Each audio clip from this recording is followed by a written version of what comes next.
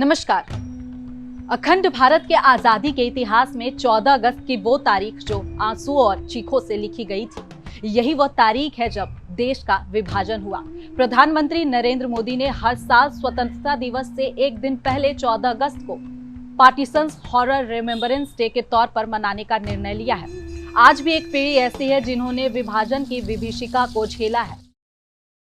Long years ago, we made a tryst with destiny, and now the time comes when we shall redeem our pledge, not wholly or in full measure, but very substantially. At the stroke of the midnight hour, when the world sleeps, India will awake to life and freedom. 15 अगस्त 1947 हमारे देश भारत के लिए एक ऐतिहासिक और महत्वपूर्ण दिन है, क्योंकि इसी दिन हमारा देश लगभग 350 साल की ब्रिटिश गुलामी से स्वतंत्र हुआ था। इसलिए इस दिन को हम सब भारतवासी आज़ादी के दिन के तौर पर मनाते हैं। इस दिन हम सभी स्कूल, कार्यालय, घर आदि पर तिरंगा झंडा फहराकर अपने स्वतंत्रता सेनानियों के बलिदान को याद करते हैं, क्योंकि उनके बलिदान के कारण ही ब्रिटिश हुकूमत को पीछे हटकर हमें आज़ादी देनी पड़ी थी। 600 miles away in Delhi, Independence Day was also a day of rejoicing. Tumultuous crowds filled the streets, celebrating, singing and laughing.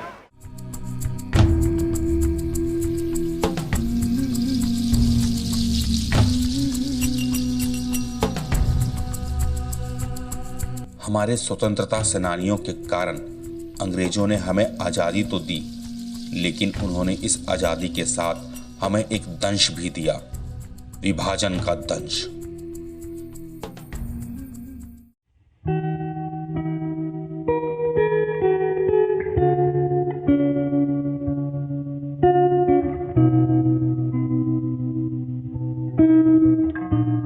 अगस्त 1947 को जहां दिल्ली में तिरंगा फहराकर आजादी का जश्न मनाया जा रहा था, वहीं लाहौर और पूरे पश्चिम पंजाब तथा सीमा प्रांत में हिंदू और सिख इलाके धूं धूं कर जल रहे थे।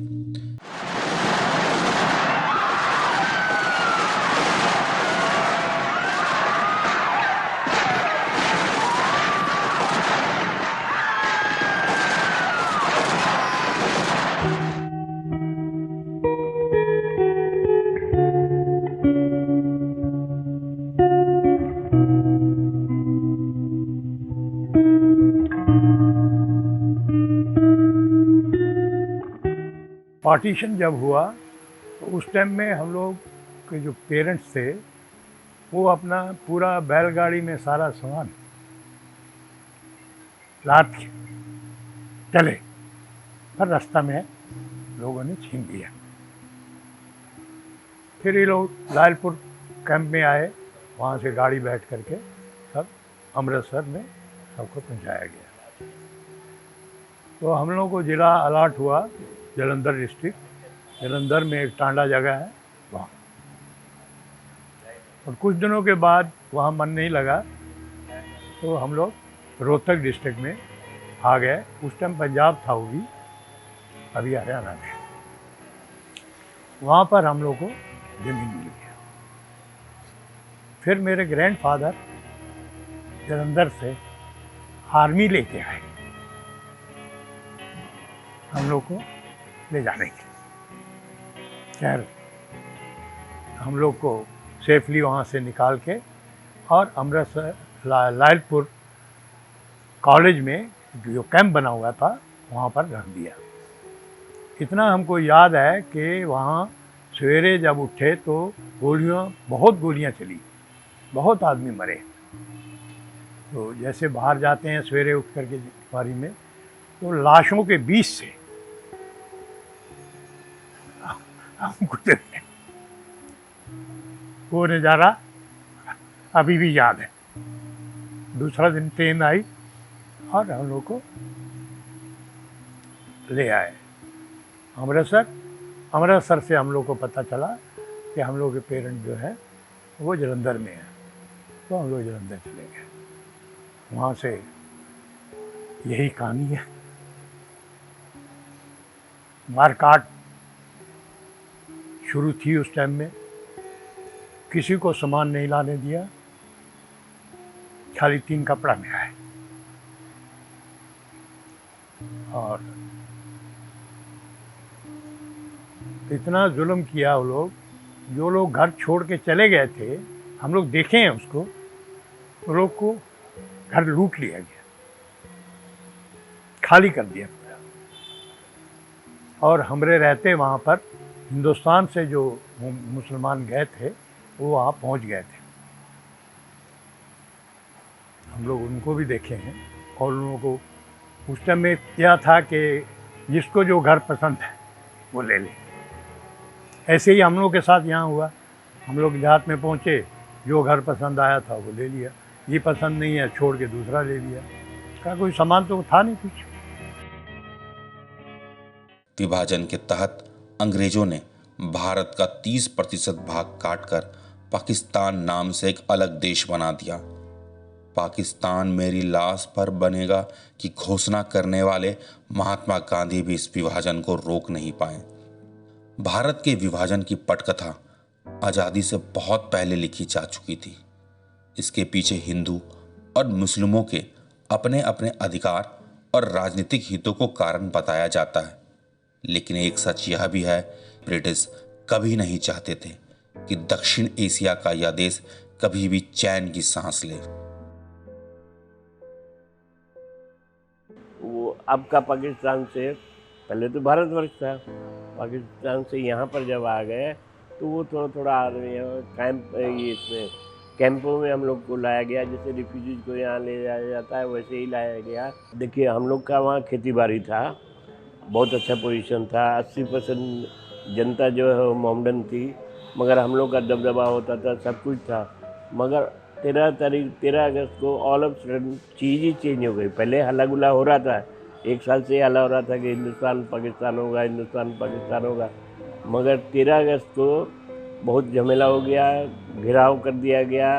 हम लोग भाग भाग के एक जगह इकट्ठे हुए, वहाँ से गुरुद्वारे में आए। यहाँ तक कि उन्होंने डिक्लेयर कर दिया था कि 12 साल से छोटी जो लड़कियाँ हैं उनको आप लोग ले जा सकते हैं, 12 साल की जो हैं उनको हम जाने नहीं देंगे। तो हम लोग का गुरुद्वारे में बहुतों का शादी ना उस टाइम में ₹100 रुपया दे के शादी कर दिया गया तुरंत। जो कपड़ा पहने थे उसके अलावा कुछ नहीं ले आए। जो अंगूठी कोई पहना हुआ था या हार पहना हुआ था या कांटा पहना हुआ था वो रास्ते में उतरवा दिया गया था उसी टाइम। वहाँ तो क्या ना, वहाँ का जो था मस्जिद का इमाम जो था उसने डिक्लेयर किया कि आप लोग सब इकट्ठा करके मेरे पास में रख दोगे तो सेफ होगा, ठीक है ना। मगर वो तो सबसे बड़ा धोखा था। ब्रिटिश हुकूमत में भारत के आखिरी गवर्नर जनरल रहे वायसराय लॉर्ड माउंटबेटन ने 3 जून 1947 को ही भारत को 2 हिस्सों में बांटने का ऐलान कर दिया था। यही नहीं, उन्होंने रियासतों को भी स्वतंत्र रहने का विकल्प दिया था, जिसके फलस्वरूप आज भी कश्मीर की समस्या समय समय पर अपना सर उठाती रहती है। 3 जून 1947 को माउंटबेटन ने भारत के विभाजन का प्लान पेश किया था, जिसे 18 जुलाई 1947 को ब्रिटिश संसद में पारित कर दिया गया। माउंटबेटन के भारत के विभाजन के प्लान को डिकी बर्ड प्लान के तौर पर जाना जाता है। माउंटबेटन का कहना था कि भारत की राजनीतिक समस्या का हल करने के लिए आखिरी विकल्प विभाजन ही है।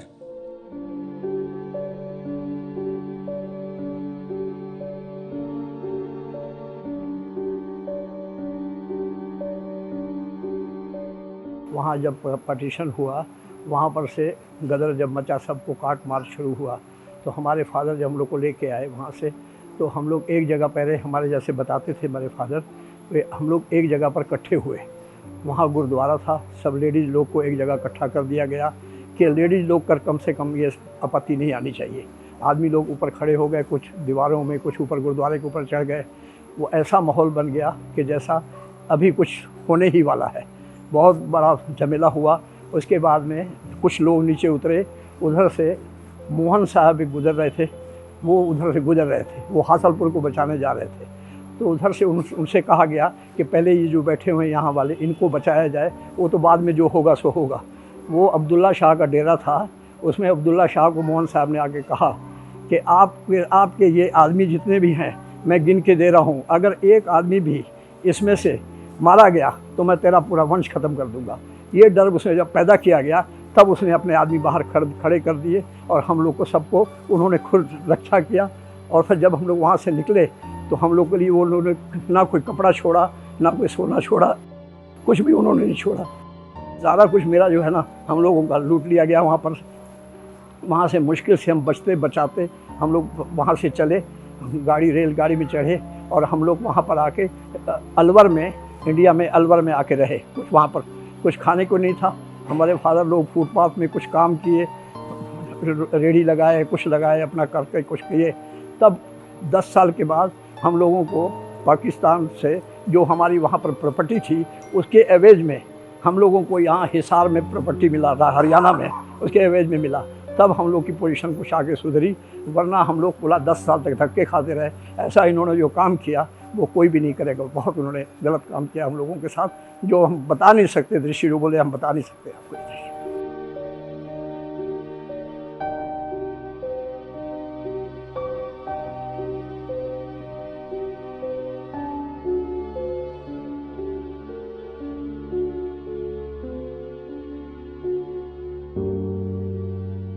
बहुत ही भयावह स्थिति थी। हमारे फादर मदर बताते हैं कि हम लोग को छुपा के बैठे हुए थे। हम लोग मतलब जो छोटे बच्चे थे ना हम लोगों को, वो उनको भी वो टारगेट कर रहे थे। जितनी जवान लड़कियां थी सबको छीनने का कोशिश कर रहे थे, सब रेप करना, ये सब काम उन लोग का पूरा यही काम था, मार काट करना, और यही सब काम उनका रह गया था। बाकी उन्होंने कोई कसर अपना नहीं छोड़ा।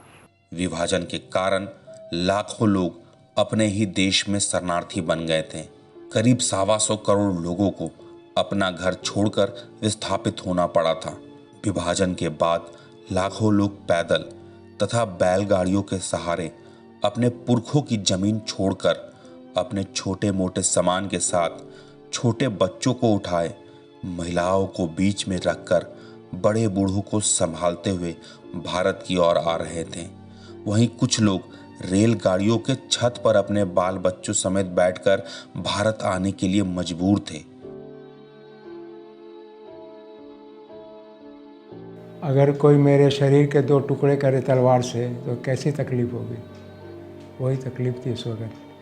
उस वक़्त खुद भी नहीं थे, मैं तो उसमें 6-7 साल का था। और जब मैं सवेरे उठा तो लोगों ने कहा कि 5-7 आदमी मर गए हैं। लेकिन हम बचपन था, खेलने के लिए हम दौड़ गए। एक जगह दुकान लूटी हुई थी, सोडे बोतल की दुकानें थी, तो उसमें अंटे निकले हुए थे। मैं अंटे चुनने लग गया। मुझे तो ये दुख भी नहीं है। एक अंग्रेज ऑफिसर आया, उसने हमारे सारे आदमियों को इकट्ठा किया और उसने मुसलमान जो वहाँ का मेन आदमी था उसको बोला कि ये एक आदमी भी नहीं मरना चाहिए, आदमी गिनती करो। उस ऑफिसर ने हम लोगों को बचाया। सही बात है, यही है। बाकी तो वहाँ 7-8 आदमी लगभग मरे थे, और इतना हम जानते हैं। और हम कैसे आए ये भी पूरा ध्यान हमको नहीं है। हम लोग सीधा भिवानी आ गए थे दिल्ली से। मेन क्या प्रॉब्लम क्या है कि जो मुसलमान दोस्त थे उसको भी कुछ सामान दिए थे मेरे बड़े भाई ने। तो जब हम लोग उससे मांगे जाते समय, उसने कहा छोड़ो, गया सामान, आपको अब नहीं मिलने का है, आपकी जान बच गई, ये बहुत है। वो ऑफिसर अंग्रेज ऑफिसर था, उसके पास पूरी बटालियन थी, और इस वास्ते उन लोग सब मुसलमान वहाँ के डर गए उससे, और उन्होंने गिनती करके आदमी उस शाह के घर में रखवाया हम लोगों को, और वहाँ से हम लोग को ट्रेन में भिजवाया। इतना ही हमको याद है। विभाजन के दौरान कई जगह व्यापक स्तर पर सांप्रदायिक दंगे, अपहरण, हत्या और लूटपाट जैसी घटनाएं भी हुई, जिसमें मरने वालों की संख्या की गिनती नहीं की जा सकती है। 1947 में हम लोग पाकिस्तान से आए।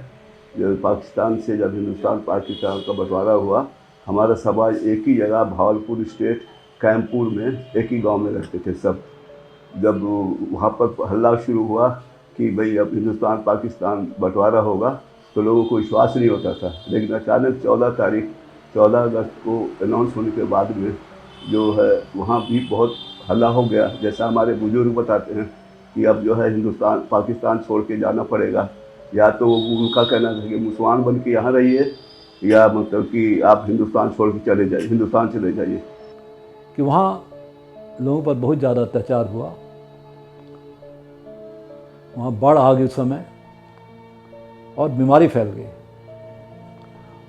और वो बीमारी इतनी ज़बरदस्त फैली, लोगों में भांति भांति की बीमारियाँ फैल गई, बहुत से लोग वहाँ मर गए। एक उदाहरण तो मैं स्वयं हूँ, आप मेरे चेहरे को देख रहे हैं। वहीं पे मैंने सुना कि मुझे ये बीमारी हुई, जिसे लोग चेचक कहते हैं। बहुत से लोगों की बीमारी चेचक से भी बहुत से लोग मर गए। सौभाग्यवश मैं बच गया। हम लोग कुछ महीने अमृतसर में रहे, हमारे पिता और हमारा पूरा परिवार कुछ महीने अमृतसर में रहा, 2 महीने या 4 महीने, कुछ महीने। वहाँ हमारी एक बुआ रहती थी, उनके पास हम लोग कुछ दिन रहे। उसके बाद हम लोग दिल्ली आ गए। दिल्ली से बाद हम लोग रांची आए। विभाजन का ऐसा विनाशकारी असर हुआ कि लोगों को उनके पैतृक घरों से विस्थापित कर दिया गया, उनके जीवन को उखाड़ फेंका गया और उन्हें अपनी जान बचाने के लिए सब कुछ छोड़कर भागने के लिए मजबूर कर दिया गया।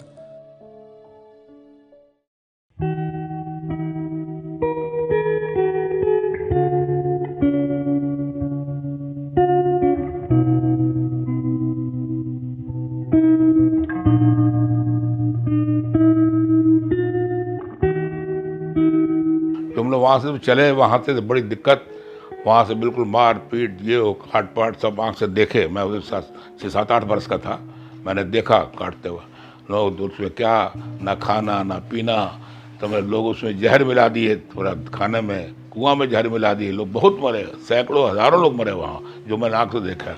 फिर आखिर पता नहीं क्या कंप्रोमाइज़ हुआ, आपस में लोग फिर ट्रेनें लाए वहाँ मंडी बहुत दिन में स्टेशन से, तो वहाँ मालगाड़ी में, किसी को पैसेंजर गाड़ी में ठूस के भर के ला के हम लोग यहाँ लाहौर में जाकर वहाँ छोड़ दिए। और लाहौर में बड़ी तकलीफ़ हुई। लोग एक मार काट, लाहौर स्टेशन में इतने मार काट थी कि जिन्होंने देखा है वो कह नहीं पाएंगे, हम ही नहीं कह पा रहे हैं। लेकिन चलो ठीक है, पत्थर रख के बोलना पड़ता है। बहुत काट मार हुई। उसके बाद फिर किसी तरह से बचा के हम लोग अमृतसर आए।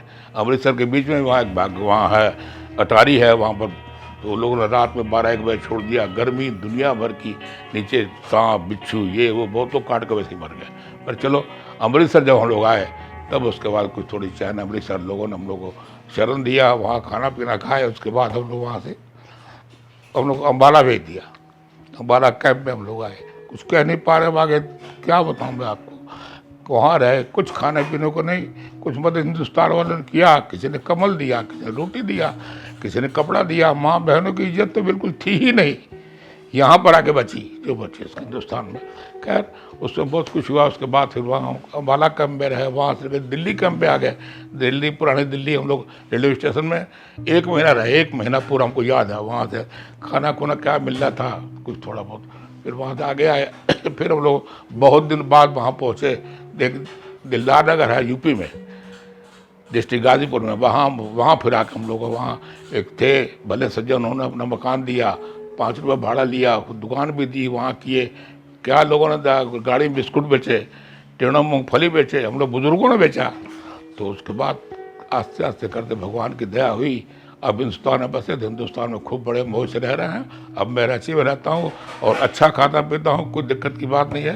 पूरा परिवार हमारा सुखी है, अब ठीक ठाक है, समझे ना, बिल्कुल एकदम निश्चिंत है। लेकिन पुरानी यादें जो है वो नहीं भूलती। ये तकलीफ है कि हम लोग के साथ बहुत अन्याय हुआ है, अन्याय, बहुत अन्याय।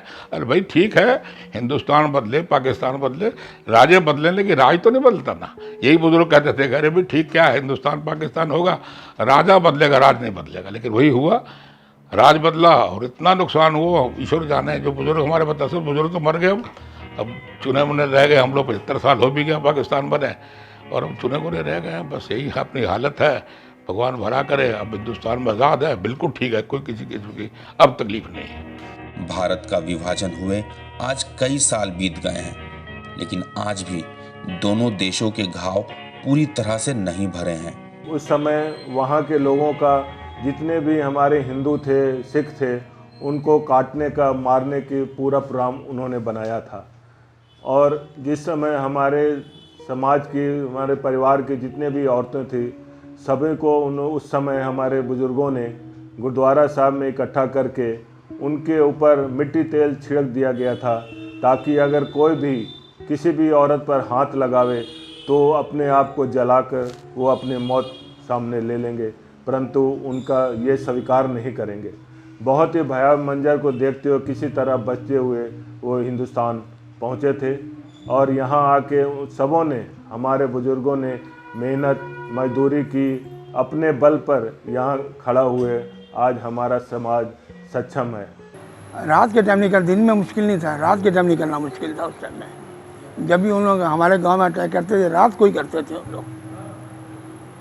हर मोहल्ले में 4-5 लड़के जो है जवान हैं, जो हेल्दी हैं, वो सब हर मोहल्ले में ड्यूटी देते थे। वहाँ पर सवेरे होते रोज़ ये अफरा तफरी, रात को नींद नहीं आना, घर जाएंगे, वहाँ रहेंगे तो लेडीज़ लोग को नींद कहाँ से आएगी। ये परेशानी बहुत बढ़ गई थी। और जैसे ही यानी कि हम लोग आए और मेरे बाबूजी पहुँचा के फिर वापस चले गए, वहाँ कुछ काम था। जब वो लौटे हिंदुस्तान के अंदर, वो आखिरी ट्रेन थी जो सेफ आई। उसके बाद ट्रेनों में कत्लेआम शुरू हो गया, जिसमें लूटपाट शुरू हुई रात में। रात का समय था, आधी रात को हो हल्ला शुरू हुआ और उसके बाद में मारकाट शुरू हो गई। सवेरे उठे तो अपना दहशत में सब आदमी थे। लोग मिलजुल के एक जगह रहने लगे। उसके बाद हुआ क्या कि उन लोगों ने, जो अटैक करने वाले थे, उन्होंने हम सबको एक जगह इकट्ठा किया, अब्दुल्ला शाह के यहाँ। वहाँ पर कुछ दिन रहे और मिस्टर मून जो है गवर्नर थे, वो क्रॉस कर रहे थे। उनको मालूम हुआ कि कहीं हल्ला हुआ है, झंझट हुआ है। तो रास्ते में कोई पथिक मिल गया, उनसे पूछे भाई कहाँ हुआ है, किधर है। शेखवान जा रहे थे वो, मालूम हुआ कि वहाँ मार काट हुई है। लेकिन पथिक ने कहा कि आप उधर मत जाइए, यहाँ कैंपुर में अब्दुल्ला शाह के यहाँ लोग इकट्ठा किए हुए हैं, वहाँ कुछ हो सकता है। वो वहाँ पहुँचे और वहाँ पर जो है सो देखे कि सब इकट्ठे हैं। इकट्ठे कर, क्यों भाई क्यों इकट्ठा किए हो? तो बचाने के लिए, तो बचाने को अपने घर में रखें, आप वहाँ गार्ड कीजिए। तो उन्होंने वहाँ पर सबकी काउंटिंग कराई। काउंटिंग कराने के बाद में उनको जिम्मा दिया और उनको धमकाया भी। और उसके बाद में कहा कि इनको सबको अपने अपने घर भेजो। सब अपने अपने घरों में आए और वहाँ पर जिसके बड़े बड़े घर थे, वहाँ पर कुछ फैमिली मिल के वहाँ रहने लगे। और उसके बाद में फिर यहाँ हम लोग आए। वहीं कई लोग अभी भी एक अभेद सीमा के पार छोड़ी गई अपनी पहचान और इतिहास की तलाश में हैं। आज देश आजादी का अमृत महोत्सव मना रहा है, किंतु एक पीढ़ी ऐसी भी है जिन्होंने विभाजन की विभीषिका को झेला है। तो कुछ ऐसे भी लोग हैं जिन्होंने वो वक्त को देखा है जब तिरंगा लहराने के लिए उनके परिवार के कई लोगों ने यातनाएं झेली है। लेकिन हम खुशनसीब हैं कि हम आजाद भारत में सांस ले रहे हैं।